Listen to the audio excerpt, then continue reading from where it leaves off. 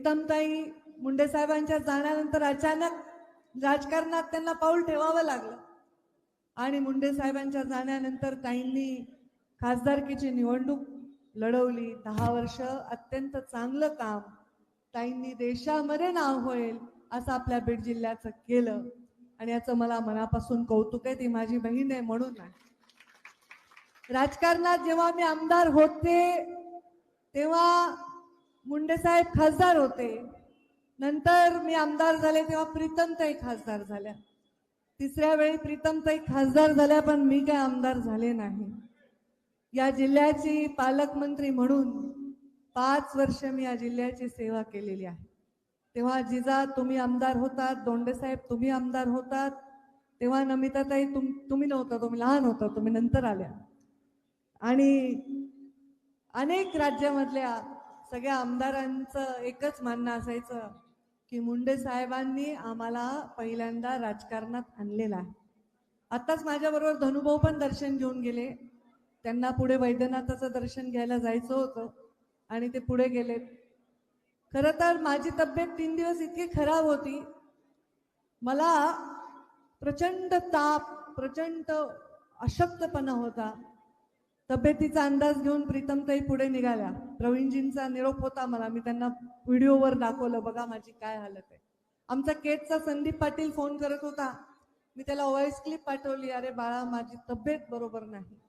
तर त्याचा मला मेसेज आला, ताई आमच्या डोळ्यात अश्रू आले, तुमचा आवाज खूप खराब आहे. आता सुद्धा या क्षणाला माझी तब्येत बरोबर नाही. मला ते नाग वेडा काय असते ते झालं. या खांद्यापासून पाठीपासून पूर्ण विळखा आहे.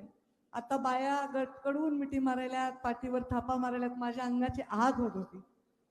पण मला बाबांचं दर्शन घेणं नाही असं कसं होईल.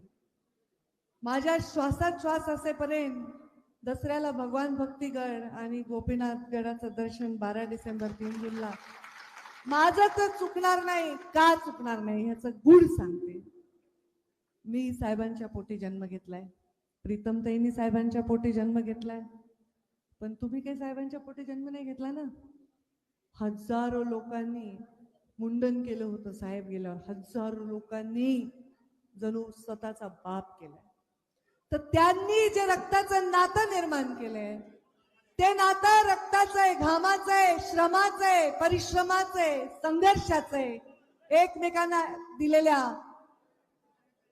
ए बाबा मागचे शांत बसा ना, आपण कुठल्या कार्यक्रमात आहोत, शांत बसा.